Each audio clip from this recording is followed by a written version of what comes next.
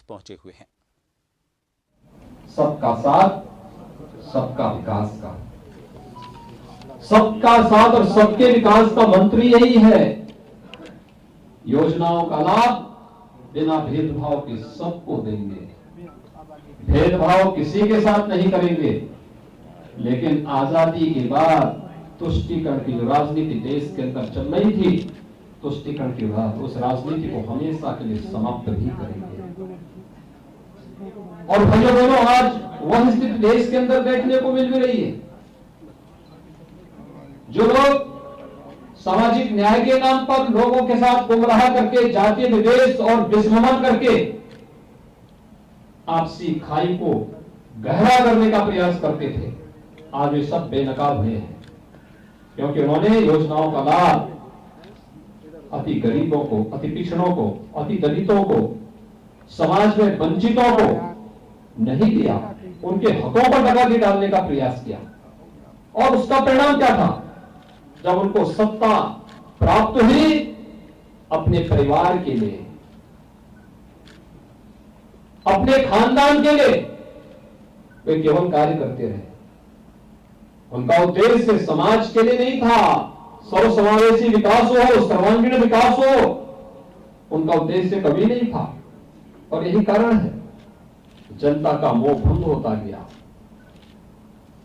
आम जनमानस ने उन्हें उखाड़ कर फेंक दिया, दरकिनार कर दिया गया।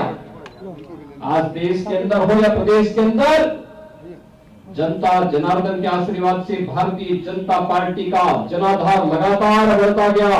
और आज भारतीय जनता पार्टी केवल देश की ही नहीं, दुनिया के सबसे बड़े राजनीतिक दल के रूप में स्थापित हुई। यह संकल्प है, जिस संकल्प के साथ हम सबको जुड़ना होगा। हम अयोध्या की भूमि में हैं, हमें सोचना होगा।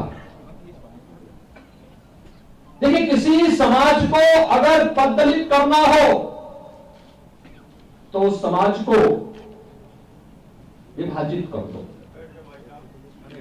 उस समाज के महापुरुषों को जातीय खेमों में बांट डालो, उसको उसके गौरव और गरिमा से वंचित कर दो। और यही तो विदेशी आक्रांताओं ने किया था, यही तो कर रहे थे, यही तो हो रहा था। क्या महाराणा प्रताप अपने लिए लड़े थे? क्या छत्रपति शिवाजी महाराज अपने लिए लड़े थे? क्या झांसी की रानी लक्ष्मीबाई, झलकारी बाई, उदाबाई,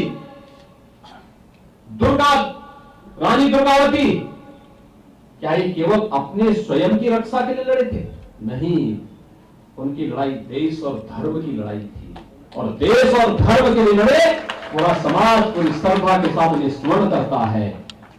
लेकिन निहित वामपंथी इतिहासकारों ने सवारतपूर्ण तरीके से इन महापुरुषों को भी जातीय खेमे में बांटने का प्रयास किया, और जातीय खेमों में बांट करके उनकी गरिमा और गौरव को सीमित करके समाज को उससे प्रेरणा प्राप्त हो, प्रकाश प्राप्त हो, इस प्रकार की स्थिति न पैदा हो, इसके लिए अनेक षड्यंत्र किए गए। महाराणा प्रताप की बजाय अकबर को महान बना दिया गया, उन विदेशी आक्रांताओं की के लिए इस प्रकार के शब्द जोड़े गए जिससे आम भारतीय भ्रमित हो जाए, हम उस पर गौरव की अनुभूति ही न कर पाए।